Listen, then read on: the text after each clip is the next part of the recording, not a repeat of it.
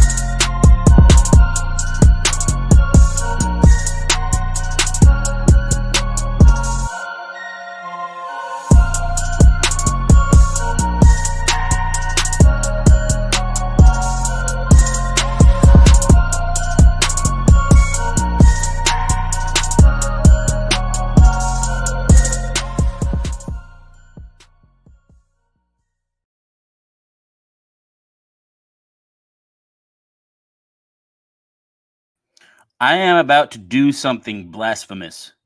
This is something that. Oh, welcome to Easy Does It.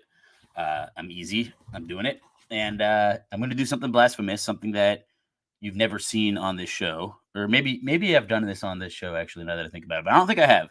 Um, I'm gonna put on this hat.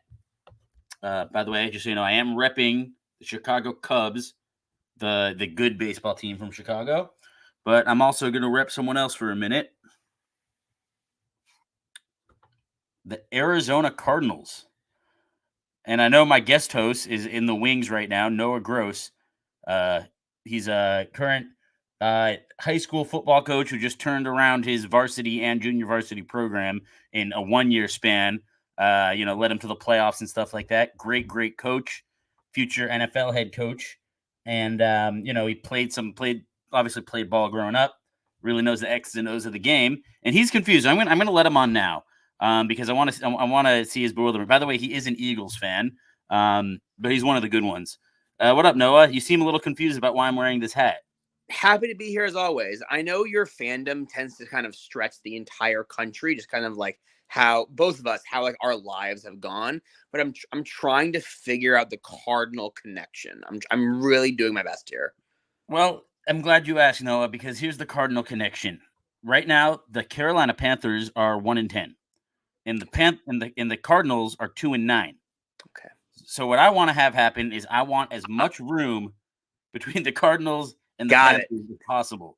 So for these next second, but I got it. For these next however many games, I want the Cardinals to just keep winning and winning. A 1 month win streak for the Cardinals. Yep. Let's go Cardinals. I got this hat for like $5 at one of those. It's such a blessing when you're at a mall and there's a sports store that's closing. Oh, yeah. And they just have to sell everything. Clearance sales? Oh, yeah. Oh, my God. The clearance sales at sports stores, though, are like... I still have a Minneapolis Lakers Shaq jersey that I still will keep in my closet, knowing damn well it is 3 sizes too small. Because I got it for $10 at a Dick's Sporting Goods. Oh, and, so like, nice. It's cool. I like it. Oh, it's so nice. It's so nice. But, yeah, I am... I got this, like, I don't know, like 5 years ago or something. And it's finally coming in handy because I'm needing the Cardinals to win some ball games. Kyler Murray, go out there, run around, make some plays. Where did Noah go? I'm here. Wait, I apologize. I am here. Wait, it's not my fault. I'm here. There she is. But yeah, I'm definitely going to be jumping in on Sunday, December 3rd, which is in 2 days, to watch the Steelers and the Cardinals in their Super Bowl rematch. And yes. Let's go Cardinals. Let's hopefully you're able to. Rattle Kenny Pickett. Maybe they put Trubisky in the game. Trubisky throws a couple picks, and next thing you know. Do you remember who you rooted for when the Cardinals and Steelers played in the Super Bowl? Because I was a staunch Steelers supporter. Because in my head, I was like, Eagles are in Philadelphia, Pennsylvania. Steelers are Pennsylvania. I also went to the NFC title game. No, you went to the game. I think that's why you lost. So I was like, let's go Steelers. Let's go Steagles. Like I was all in it. Oh yeah. Well, no, I was rooting for the underdogs. Like I was rooting for Cardinals. Yeah, fair. I remember the worst part about that Super Bowl was I had homework that I hadn't done, and it was due the next day. This is such a you story. And I just knew that the next day I was gonna get points off for not doing my homework because I wasn't gonna do it. Right, not exactly. Right, we're in the same way. Why would I do it? It's Super Bowl. No. Yeah, it's Super Bowl. Like whoever assigns homework on a weekend on Super Bowl weekend, like there's a special place in hell for them, and it's like for missing like assignment, right next to Hitler, probably. right. You know, like poor It's like Hitler. Hitler At this point, right poor in Hitler. that. Oh man, I'm killing it on the show tonight. But yeah, you ever think about that? Like, at this point, maybe Hitler's probably kind of nice if he's just been in hell for like 75 years. Down there for a minute, or at bare minimum, he's been around enough like other people. He's got to have decent hands at this point. Like not starting slot receiver at minimum, 5'8". Hey, you know, maybe if shifty, he was shifty. Can't deny that. No, he's definitely shifty. He definitely makes some moves, but I just think, you know, with Frank Reich recently getting fired from his second head coaching job, if he gets a third one, then it'll be the Third Reich. I'm sorry. Oh, there she is. Let's go. There it is. Oh man. Wait, hear me out. Hear me out. He has that job in NFL Europe for like the Frankfurt team. Oh god. we really just really lean into this. Oh my goodness. Yeah, there's so much you could do. I mean, hey, they overtake Berlin, and then they overtake you know, the Poland team. Go make. I want to be abundantly clear for those who are watching. This is Elijah's podcast. I am not the one in charge of this. Yeah, no, it's okay. I think the people on the show, the people don't understand my humor, or they do. And if they do, they're like, it's pretty funny. And if they don't, they're like, what the hell is he talking about? So that's okay. I can live with that. Anyway, moving on from you know, we're Jewish. We can make these jokes. Moving on from these Jewish jokes. Baruch Hashem. I'm gonna take off this hat though because it feels wrong. I'm gonna put on my Cubs hat because the Cubs are in the Shohei Ohtani sweepstakes, which is very nice. Hopefully, we get him. It'd be cool. It'd be nice to get a good. You know, Cubs need some good players. Some more good players. Build off the momentum of the year for sure. Yeah, no doubt. Oh wait, I was gonna segue into something. Okay, yeah. So I'm talking about the Arizona Cardinals. I want them to win some games so that the Bears can improve their Carolina draft pick. I also I don't really want to root for the Bears to tank, just because you got to learn how to win at some point. And you know, if you have the number one pick, that's the most important thing. You know, you could always trade down, or you can do something else, which is taking Caleb Williams. But you know, here's the thing. I'm at the point, and you know me, y'all know me. I am a guy who is always in favor of, you know, give the quarterback a chance. Like, see what you have in your quarterback. You know, I don't think progress is linear for quarterbacks. I think it takes a long time for certain quarterbacks to get good. You know, Geno Smith took years before he got good. Sure. You know, like when he was drafted, the whole report on him was Alex Smith and Tannehill. Well, no, the report. Well, yeah, absolutely. Those are great examples. Right, yeah, I'm saying. And the whole report on Geno Smith was it's going to take time before he is going to develop into a good quarterback. And the Jets just kind of rushed him in there, and he became a joke. And then he went to the Seahawks, and they were like, "Oh, he could actually play. What the hell is this?" Well, that's the scouting report being correct.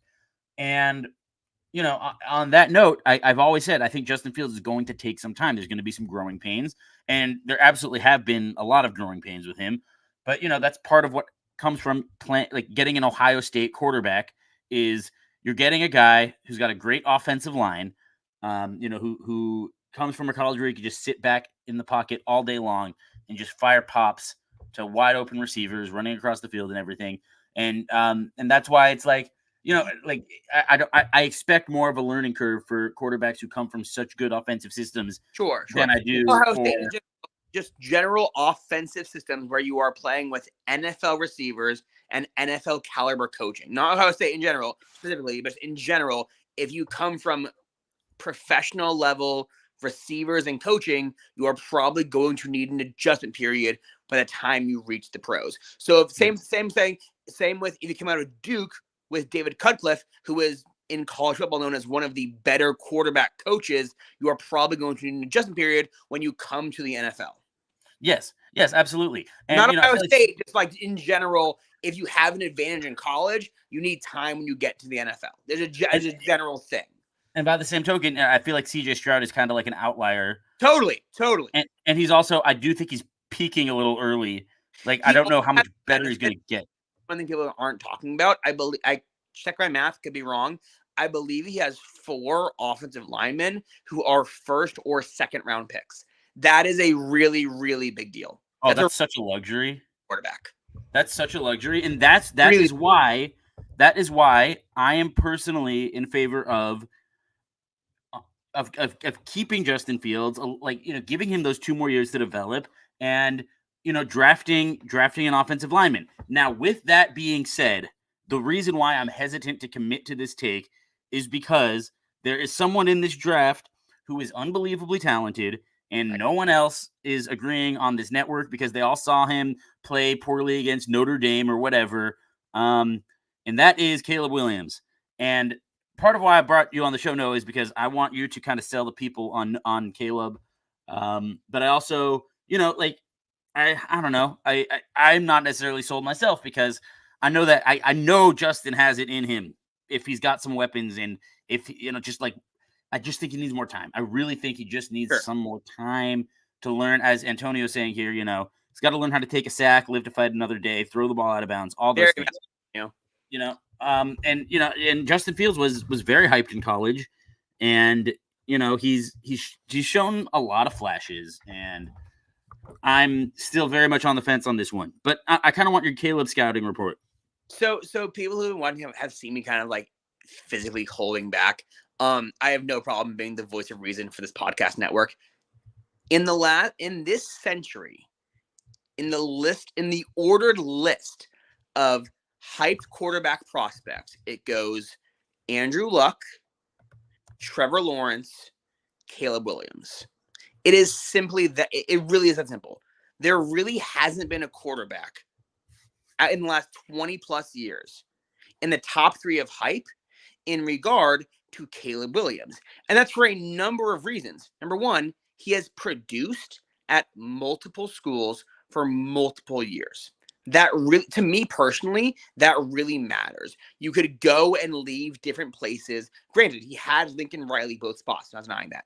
But you went to different spots and had success of different levels. Granted, I understand that there are some people who maybe turned off by him painting FU Utah on his nails, or maybe turned off by him crying with his mom in the stands. I don't care about that. Right. The one thing that did concern me a little bit is the whole wanting to be part-time owner thing. That felt a little weird. No, that's craziness. That I'll agree with. Craziness. Absolute craziness. Craziness. That being said, as far as on the field, what he is capable of doing, there's 2 prospects in the last 20 plus years who have been on the level of Caleb Williams. And when you're the Chicago Bears I don't say this disparagingly, I just mean it sort of factually, you've been kind of hunting for that quarterback kind of forever. Cutler, it's been since our Jewish brethren, Sid Luckman. Right, like Jim McMahon kind of got, you've kind of been looking for it. I'm an Eagles fan. I am very, very spoiled. I am very. Yes, thank you. Oh, you admit it finally. Oh yeah, when it comes to quarterback, I'm very lucky that in my life I went from McNabb I'm 26, my entire life, a year of Kevin Cobb to Vic to Foles to Wentz to her. I'm very lucky. Yeah, right? Yeah. We went from, I went from Cordell Stewart to Cordell Stewart to Chris Chandler to Rex Grossman to Jonathan Quinn to Craig Krenzel to Chad Hutchinson to Kyle Orton. Lawson. Don't respect. I'll get there to Jeff Blake to Kyle Orton again to Brian Greasy to Cutler to who was it? Cutler, and then Caleb Haney, Todd Collins, then eventually to Clausen, Brian Hoyer, Mike Glennon, Mitch Trubisky, Chase Daniel. My dad chimed in. What up, Robbo? Welcome to the show. Robbo! From Douglas, Bobby Douglas to Avellini to Evans. Bobby Douglas, by the way, I don't know if you've watched Bobby Douglas highlight, Noah Gross. But okay, there's 2 Bears quarterbacks. There's 2 Bears quarterbacks that I need you to watch, and they are highlights from them. And the first is Bobby Douglas. He was Tim Tebow in the NFL. He was 100% Tim Tebow. And I'm not exaggerating when I say that. He like the closest thing the NFL has ever seen to Tim Tebow besides Tim Tebow was Bobby Douglas. Oh, and Noah Robbo says hello. That he's saying hi back, Dad, in case you're not watching but listening. And secondly, you got to watch Jim McMahon highlights because when he was healthy, he was actually kind of friggin' awesome. It was fun to watch. He was really fun. Also, former Eagle, really good for Immaculate Grid. So, in all seriousness, Caleb Williams, in all seriousness, his anticipation, his arm strength, his accuracy, his mobility, the combination of those things we really haven't seen from a lot of prospects, truly, outside of Luck and Lawrence. And particularly in today's NFL, where we are moving more towards quarterbacks that can create off script, quarterbacks that can create off schedule. I think Caleb really is just perfect for today's NFL. He also has the benefit of being coached by Lincoln Riley for several years. He will come into the NFL ready to compete, ready to make NFL caliber throws, ready to compete against NFL caliber corners, safeties, linebackers, and defensive linemen. Now, much like Andrew Luck. The greatest of successes at USC. I absolutely acknowledge that 100%. He has lost some big games at USC. 100% acknowledge that. If you watch those games, and it's tough, it's Pac-12, After Dark, East Coast. I'll admit, I haven't watched them all. It's really hard to fault Caleb for a lot of those losses. When you look and the defense has given up 600 plus yards and 40 plus points, and their running backs are averaging 2.8 yards a carry. Like, there's really not a lot you can put on him. And again, when the Bears have been so desperate for a quarterback for more or less their entire existence, and he's so overhyped, this is one of the things where, like, I know you in the last month you've been like, what if we did like Drake May? What if we did Marvin Harrison? No, I get it. No, I've never said Drake May. I'm anti May. Like, but you're like, what if we go April, June? Marvin, no May. Anu, what if we went all Dallas Turner? And I get it. I really do get it. But like, from my perspective, from what I have watched for not this last multiple of years, and bluntly, from what people who are a lot smarter than me and get paid for a living to tell me what they think about prospects say about him, it's really a no-brainer for me. He should unequivocally, undoubtedly be the easiest number one overall pick since Trevor Lawrence. You and I have talked about Joe Burrow. Even Joe had kind of like 1 year of success and had the detractors of, he's throwing to 3 NFL receivers. I thought the Bengals would take Chase Young. I never thought the Jaguars would take anyone else. Was not on the hype level of Caleb Williams. He just wasn't. And it's interesting because, that Trevor Williams draft, that's when Justin Fields was drafted. And for my money, I still don't understand. And Noah, your screen just went black, but I still I'll be there. Yeah. I still don't understand why the Jets took Zach Wilson over Justin Fields. Not that, Justin Fields would have been super successful with the Jets, but I mean, I think Zach Wilson's kind of showing that a lot of smoke and mirrors at BYU, but that's not really the point of this conversation. The point is, we have a chance to draft a generational quarterback like this guy that has been very highly touted. And I guess, the question a lot of Chicago fans are having is, yes, he's very hyped up and he's as hyped up as Trevor Lawrence and Andrew Luck were, but Trevor Lawrence was only 2 years ago. And we kind of feel like, like there's always hype surrounding these players. Sure. And, how much of it is just the media just like funneling support into the guy. Because I'm going to go ahead. I'm going to read his from NFL Draft Buzz, like his I'm just going to go through his weaknesses real quick because like everything I'm reading, I don't see any red flags here is kind of the point that I'm getting at. Yeah, rookie quarterback stuff, I'm guessing. But yeah, go ahead. Yeah. So let's see. They have 1 sec. I just kind of lost the page a little. Oh, there we go. Okay. So doesn't have prototypical size. He's only 6'1" and 215 pounds. He's probably gonna need to put on some weight. At USC, it's like they run a lot of one read concepts, and they don't really know how he would perform in a traditional pro style offense. He played exclusively in the shotgun, meaning we don't know how he's going to do under center at all. I think that was also a concern with Jared Goff. His mechanics are hit and miss, and his footwork needs cleaning up, although most of that doesn't really matter because of how incredible his arm is. Yeah. And he tends to hold the ball loosely away from his body, which means, he's at risk for a lot of strip sacks, which is, like our guy is currently at risk for a lot of strip sacks. I'm not scared. I'm listening. Oh, wait, what do you mean? No, I mean, I have yet to hear a single thing that gets me genuinely concerned. No, exactly. No, same. And here's the thing. That's it. Those are the weaknesses. Right. These are things that it's like, okay, so it's like from what I'm hearing, 70% of the criticisms can be addressed as he is simply that much better than everybody else in college. And when he gets to the NFL, you gotta go, hey, you're not that much better than everybody else. You can't do that. And he goes, oh, okay. Done. Like, that's already solving, in my opinion, 70% of his problems. The other 30% can be solved by like moderately decent coaching. And even without that, he is still so freaking good that like I don't really care about the other stuff. It's a weird comparison because it's not stylistically, I'm not comparing the two. Purely skill level wise. A little bit like when Cam Newton came out and you were like, well, Cam's kind of got an exaggerated throwing motion. Well, Cam's throwing motion sucks. No, I'm saying, but like he also won an MVP and made Super Bowl on a rookie contract. Like certain guys, you go, oh, these traditional red flags, I'll put in quotes, I don't care about because they're that talented. And even I mean, hey, you know who had great glad you're hearing it, Dad. Overall pick concerns. These are very regular. He only does one read. He has a lot of talent around him. These are very normal standard criticisms of number one overall prospects. Very normal and standard. And I think where it really is, it's and I've seen it not necessarily from you, a little bit from you, and from Bears fans in general, sort of finding reasons for it to not be Caleb.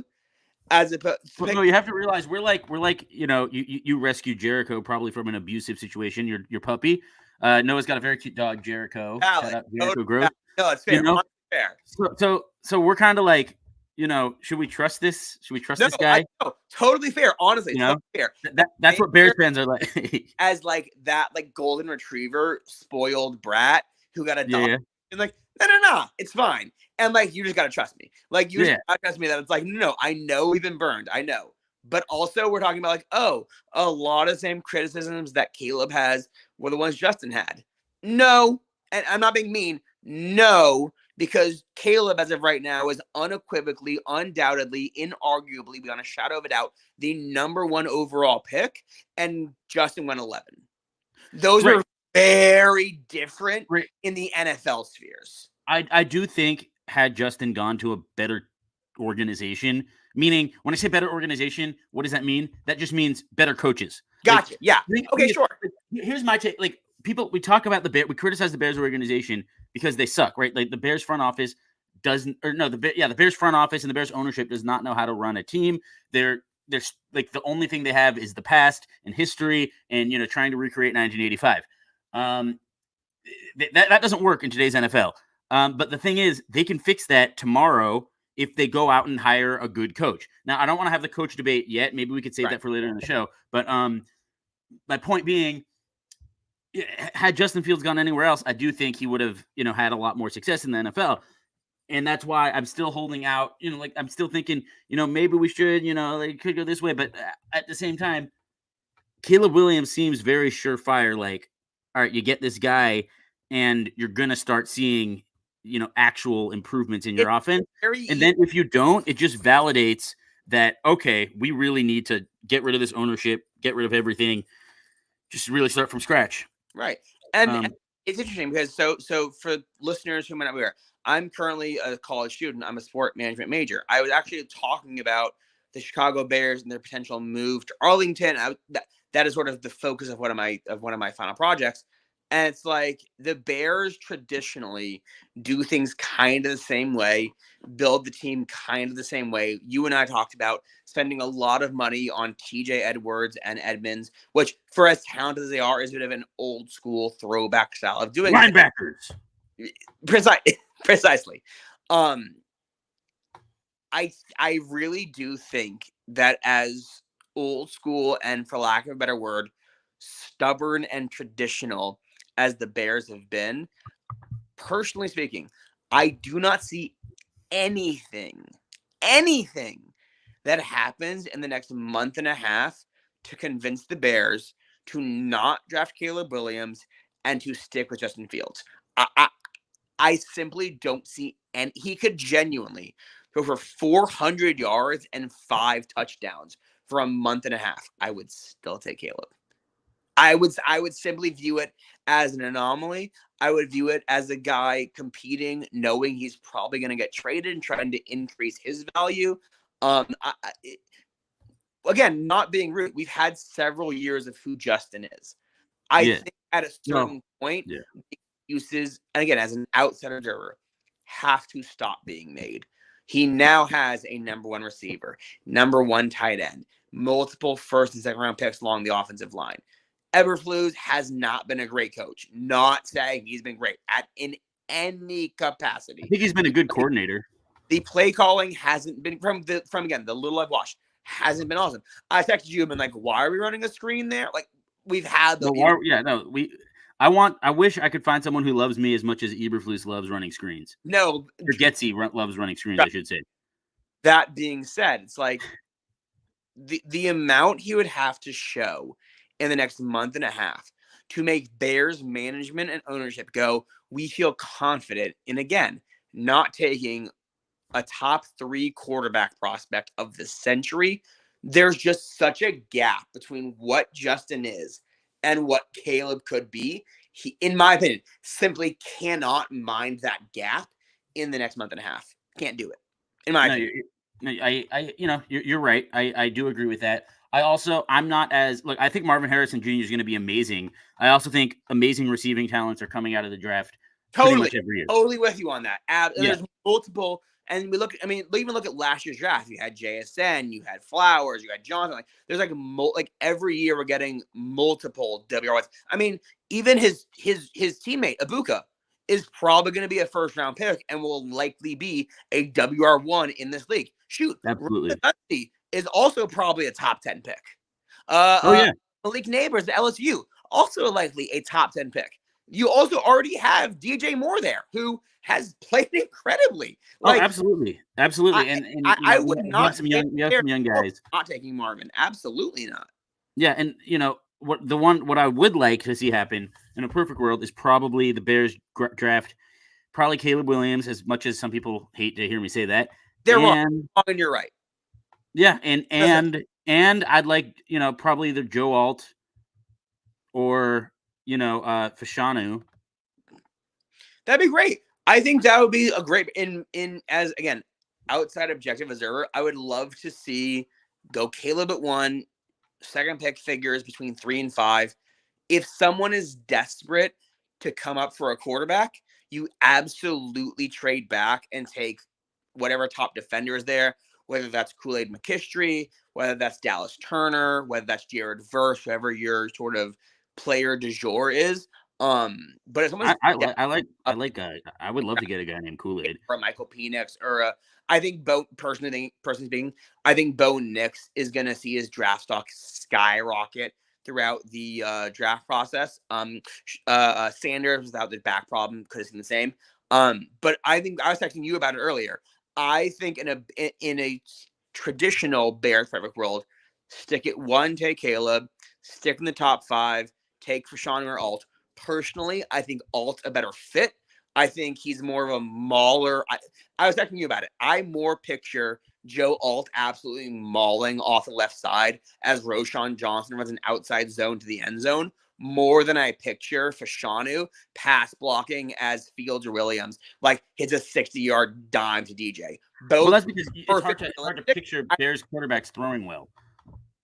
It's hard to picture Bears quarterbacks doing that, though. I feel like, because they don't usually make throws. Cutler had a few, but only half the time they'd go to our team. I can't hear you. Oh, there you go. Team, regardless of whether it's Fields or Caleb, it should be Caleb, but regardless of who it is, it's probably going to be a run-heavy emphasis team.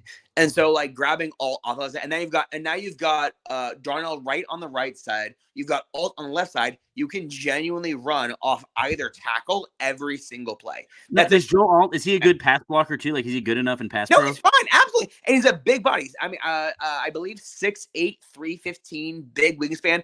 It's not that Alt isn't a good pass blocker. It's that at his size, he's an absolute mauler in the run game. Whereas Fashanu is a little bit more currently viewed as a sort of finesse blocker, more of a skill blocker, versus again Alt, who is just sort of right now being seen as sort of Ike Ekwonu from last year or 2 years ago, where it's like, oh, this guy will murder you in the run game and be an absolute road grader, and then he will also hold up in pass pro. But honestly, though, like, if the Bears end up winning a couple more games, I wouldn't mind taking Amarius. I think his name is Mims from Georgia. Amarius Mims, Georgia, yeah, I mean 6'7", 340. You could work. I could work with that. His ceiling, he is likely the top tackle in the draft. It's just a really, really big drop between his floor and his like massive athlete. Mekhi Becton is my current comp for him. Not quite as big in the size. That's sort of like he's a massive because the thing with Becton coming out and with Orlando Brown was like, oh, for their size, they're incredible athletes and very light on their feet. That is sort of Mims. So I was like, oh, he's 330, 340, but can move vertically horizontally side to side incredibly well. Sure. Continue to do so at the next level with that size. Right. And, that's obviously a concern, especially with Becton getting hurt and everything. Or even if Bears, let's say win a couple games and you end up getting 1-7-8 as a Bears fan, not a bad thing to end up with, again, Kool-Aid McKistry, Dallas Turner, Jared Verse, the defensive. I don't think they would get Turner. Escaping me. I mean, all very, very good prospects. Assuming they keep rolling with Eberflus, which I think they will at this point, because because as much as I hate to say it, well, okay, I don't hate to say it because I'm rooting for Eberflus. I want the Bears to do well. The defense has gotten better. Like, if you've watched the Bears defense the past few games, and I know we played against Josh Dobbs and Bryce Young and the Panthers offense is terrible, but oh shoot, my computer's doing that weird thing again. Okay, we're good. Yeah, no, as much as we played some pretty bad opponents and everything, but like they're stopping the run, they're getting after the quarterback, they're dialing up good plays, and like they're making it hard, they're making it tricky for these offensive a lot of like these, even like the Lions, they had the Lions stymied for a little while. Of course the Lions ended up coming back. But, for 3.5 quarters, they played really well against one of the top teams in the NFC. Very good offense. Like, that is something to be commended. Oh, no. And, in the dome and everything, like, I hang my hat on that for good reason. And Montez Sweat has been very good. He had a great sack of Josh Dobbs. I'm optimistic about what the defense has been doing going forward. I just wish Eberflus could take a demotion to defensive coordinator because he's really good at that. Objectively, he's really good. But, with that being said, the point I'm making when I say that is that I don't see them drafting Dallas Turner, at 6'4", 242. Like those Alabama edge rushers don't usually fit what the Bears try to do. Sure. I still think, and we talked about this a little bit. I still think, like a Jared Verse type might fit a little bit better. Yeah. And I like what's his name? Would you say that, how you feel about the Illinois kid, Newton, Jerzon? Newton, yeah. Great athlete. Reminds me a lot of last year. If you remember, some listeners, Kalijah Clancy was a name that was very, very popular last year. Early in the draft process, people were talking about him being a top 10 pick. Kalijah Clancy sounds like someone saying my name like totally wrong, my full name. That's very accurate. Yeah. I ended up going either 17 or 18 to Tampa Bay, which is more in line where I had him. To be a defensive tackle that goes in the top 10, as an Eagles fan, I'm not to like be this guy. Jalen Carter was that guy at 9 last year. For y'all, I don't think he'd be nearly as good if he went to the Bears, honestly, if I'm being... Interesting point. Regardless, to be a defensive tackle going in the top 10 versus a defensive end, you have to be like really, really, really, really good. I don't know if he will get to that level. I do think he's going to go in the 12 to 16 range. So I think he's one of those guys where it's like, hypothetically, if the Bears end up in that 6 to 8 range, he could be that sort of first guy in that next tier of talent that gets taken. Or I could see the Bears trading back and ending up taking him. If he ends up being the Bears pick in any capacity, whether that's the second first round pick or a trade back, Bears fans should be happy. He is a disruptor. He is really, really talented, incredible first step. And bluntly, Illinois defenders just in the last couple of years have proven to be absolutely rock freaking solid. Like Illinois pumping out the defensive talent as in the last couple of years with Witherspoon, with Sidney Brown. Would Newton be a 3-tech? Absolutely. Okay. Like the outside shoulder, that would work inside, outside, head up. Absolutely a 3-tech. Yeah, and that's kind of what I'm, what the Bears, right? Not a 1-tech you want, sort of stuffing the interior. You want that 3-tech working the outside shoulder, splitting off the double team and getting inside. Absolutely. Yes, that's what the Bears are looking for. And pair someone like that with Sweat. And pair someone like that with Sweat. You have a very good defensive line. Totally. Immediately. It's that, again, as an Eagles fan, I have been lucky that throughout my fandom they have built along the defensive line. But that's something the Bears have done well too usually. But it starts with one. You got to get one defensive lineman who's rock solid. Then you get another. Then you get another. Then you get another. And it's sort of you work your way down the line of adding guys like the Eagles sort of got BG and Cox. Then they added Josh Sweat. And that's sort of been their core for the last 5-7 years or so. And for the Bears, it was Tommy Harris that drafted in 2004 and Tank Johnson.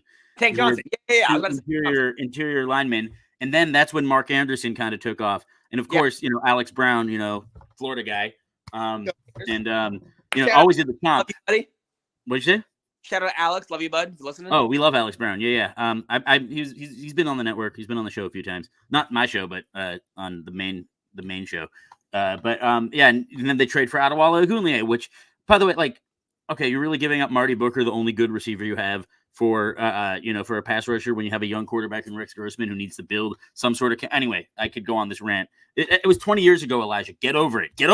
No, okay. I will not get it, matter of fact. Yeah, no, it's okay. But no, point being, so yeah, like I'm looking for, like the Bears, they're looking for like a real solid 3 technique in order to really maximize what this defense does. Although I will say Gervon Dexter, another Florida guy, he played really well on Monday night.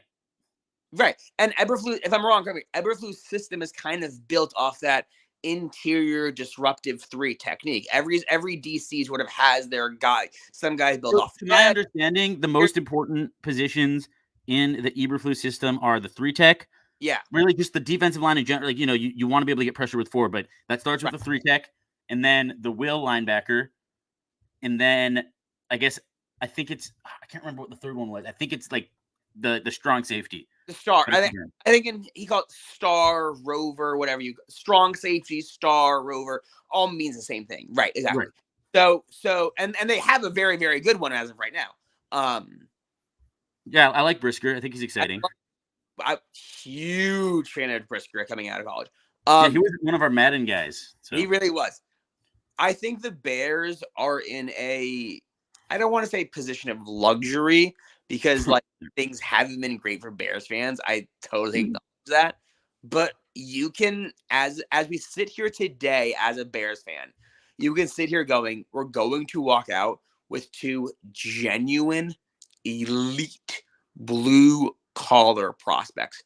Yes, or blue chip, I think. Particularly the last couple of years, have kind of been lacking in blue chips. There's been like high-end talent, picks like 1 through 4, and then kind of like guys the rest of the way. I do like Darnell Wright, by the way. I still think he could be one of those guys. Like 6-8 prospects in the NFL and like in the draft right now, and I go, oh, these are all genuine, elite, again, blue chip prospects, and the Bears will absolutely be in position to take 2 of them, absolutely, without a shadow of a doubt. Yeah, there was the Miles Sanders in that. Yeah, no, I'm with you there, and I also think have $1 billion in cap space again this year. Yeah, no, there's a lot of money. There's a lot of money to go around, and I do want to look up who's going to be free agents this next year. Let's see. That I couldn't tell off the top of my head. I'm thinking from Madden. Oh wait, they're showing they're only showing quarterbacks on the Sport Track, but here wait, let me update that. Because they're gonna be going. Leonard Williams from Seattle is supposed to demand a lot. Oh wow, I guess Chris Jones. I think he has a contract in place. Danielle Hunter, Chris Jones is not a 1-year deal. There's some decent guys. There's some guys. Defensive talent coming out in this year in the free agent side, which is where the Bears need most of their work. They kind of like, for sake of argument, assume Caleb is the guy at quarterback. You got your tight end Kmet. You got WR1. I personally am a massive fan of Roschon Johnson. I think at absolute worst, you have to like add someone to him and do back by committee. But at the same time, I'd be if you said to me right now, next year's time, the Bears go into next year with Roschon as RB1, getting 20 plus touches a game, I'm fine with that. No, I'm going to know. I like Roschon. I think he's a really good Roschon. And again, Bears, to their credit, multiple first and second round picks along the offensive line. The offense really isn't where most of the fundamental work needed. You need tertiary adjustments on the offense. The defense is where you need the big boy plays. You know what I mean?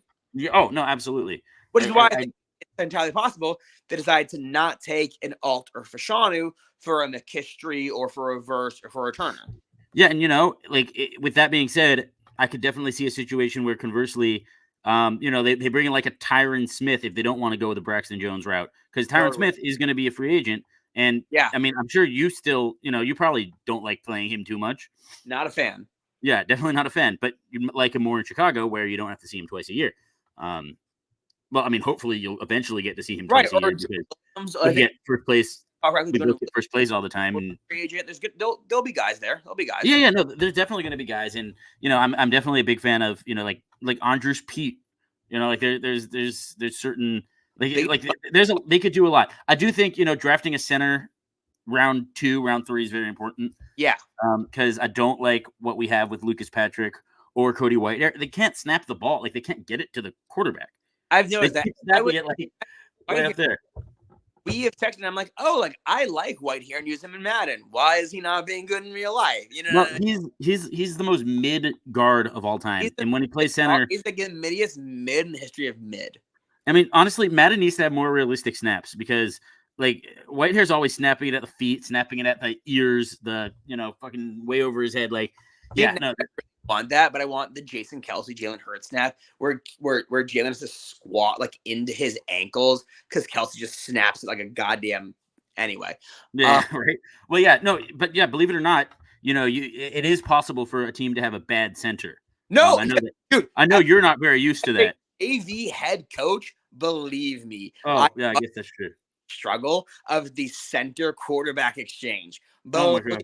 Yeah, I get it, my dude. Get your hands under his ass again. Let's go. Come on. So the expression my coach taught me and that I have attempted to teach is, as a quarterback, the top of your hands should smell like the bottom of your center's balls.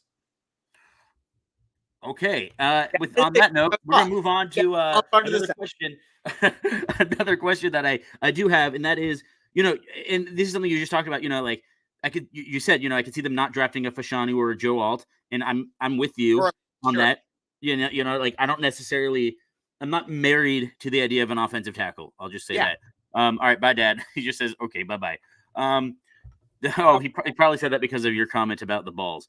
But anyway, what was I gonna say? Oh yeah, and what I always come back to is the Browns had the best offensive tackle forever.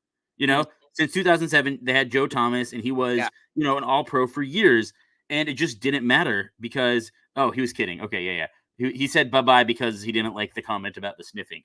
But anyway, the Browns had Joe Thomas for a very long time. Sure. And Joe Thomas was a great offensive tackle, and I don't think he ever appeared in a playoff game. My point being, I believe so.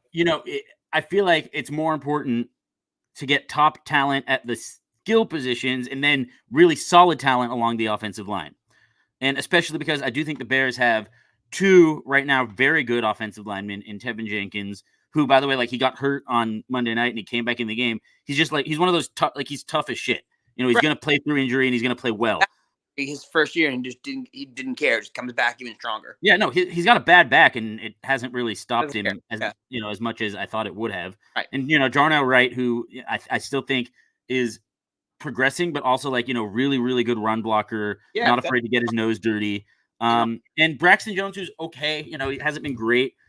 I do think we got to upgrade over Braxton Jones, but I don't see the issue with getting a guy in the second round like DeJuan Jones from Ohio State. He's been doing great with the Browns this year. Huge fan. Are you guys still using the Mizzou kid at tackle?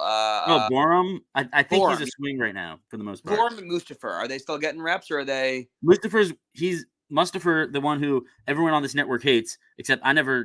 I always thought he was just kind of a product of being on a bad team. He's in Baltimore and he's killing it. He's one of the top centers in the game. For him.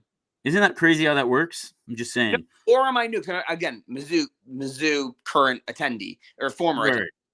So like I knew, but anyway, yes. No, I think that it's very possible the Bears look at their O-line and go, we've invested a lot along here the last couple of years. We're going to go a different direction.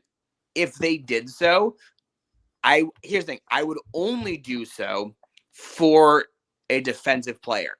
If you're going to go, again, assuming the pick is Caleb at 1, if you're not going offensive tackle at 4, 5, 6, whatever it may be, you have to go defense because you can't pass on a franchise tackle for, say, Roma Dunze or Malik Neighbors or even Brock Bowers, who I'm a gigantic fan of. I love Bowers, but we have a tight end and we have a pretty good one. So, even so, I think if a year from now you said to me, "Oh, the Bears drafted Bowers and are going to be running 12 personnel like more than minutes," yeah, because Bowers is that kind of that sort of like Zach Ertz, Mark Andrews, Kyle Pitts level of tight end. You can play in the slot and play. He absolutely is that good. Free Kyle Pitts. Not going with a tackle. You have to go defense. Free Kyle Pitts. Sorry, I'm going on in that same tier where it's like, depending what scout you ask, they might have Kool-Aid McKistry, top prospect. They might have Jared Verse, top prospect. Could be Dallas Turner, top prospect. Could be the Illinois tackle, top prospect. Like, there's a lot of guys there. I feel like it's a very top-heavy defensive draft.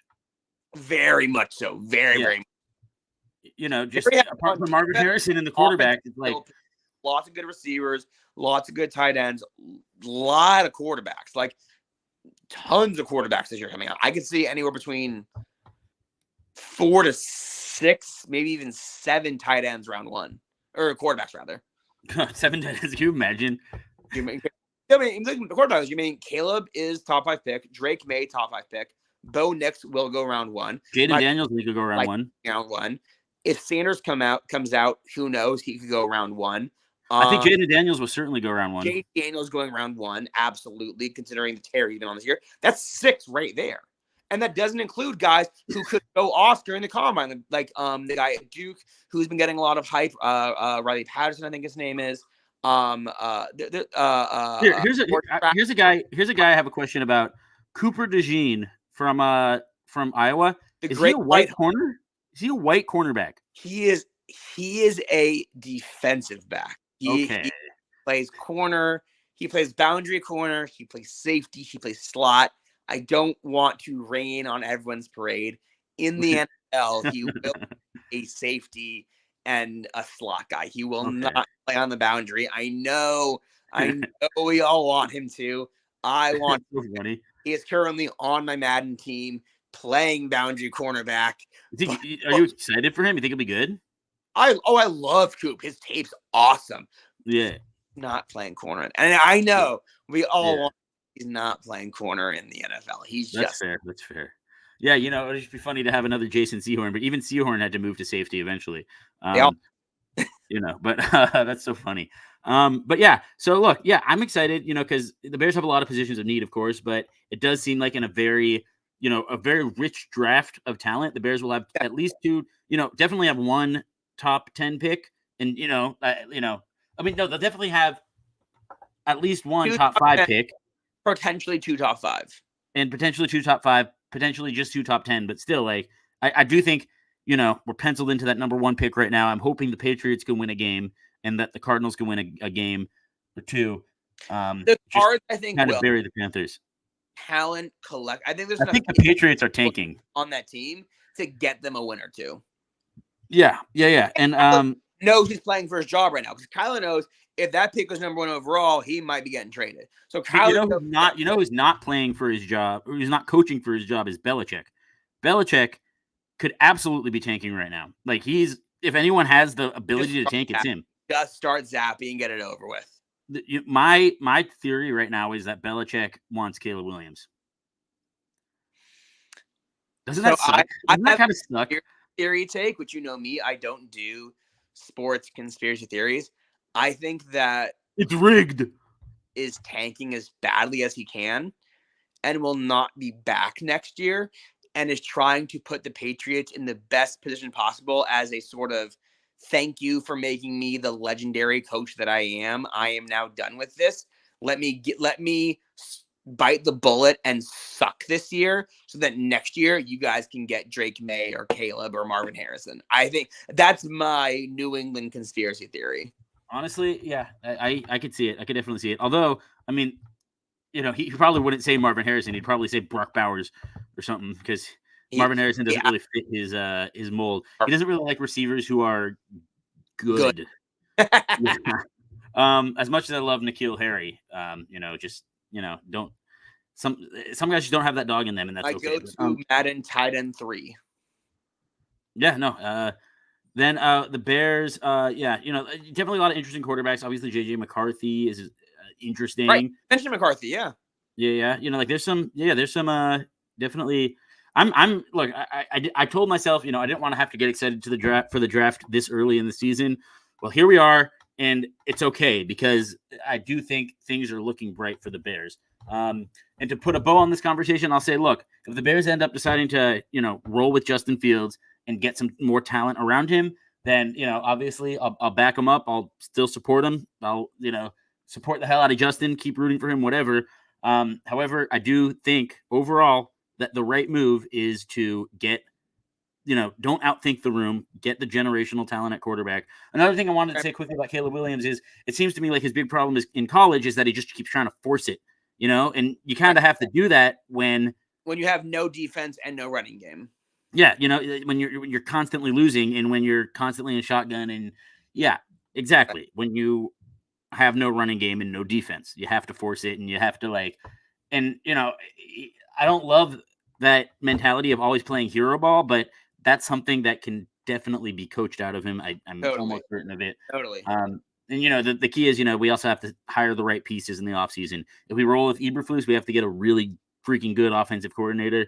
And if we roll, if we go a different direction, obviously I want Harbaugh. You're not as big on Harbaugh as I am. What for Bears fans to be watching the rest of the year, Joe Brady. He was the former offensive coordinator at LSU, is the current term offensive coordinator for the Buffalo Bills. And they have played much better ball since he's been in. Joe Brady is a name to watch for Bears fans. If Eberflus does days, I could see an Eberflus. I could totally see it.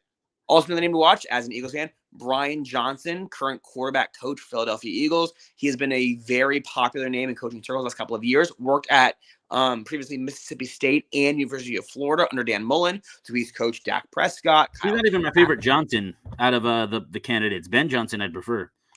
Ben Johnson would be awesome. He'd be a great hire for you guys. I don't know if he leaves Detroit for you, but yes, absolutely. I think he would leave Detroit to be a head coach. Spiciness, I like it. That would be very spicy. It would be very spicy. Speaking of spicy, I'll indulge your Eagles for a minute because y'all have this is an NFL podcast and y'all have the most exciting game this week. First of all, I want to ask you a question. I feel a sneeze coming, but this is great podcasting. I have a sneeze coming and I'm making faces. First of all, how cool is it that y'all have beaten the narrative of, oh, you don't play anyone good? That's got to be nice, right? That's got to be nice. Nice, particularly because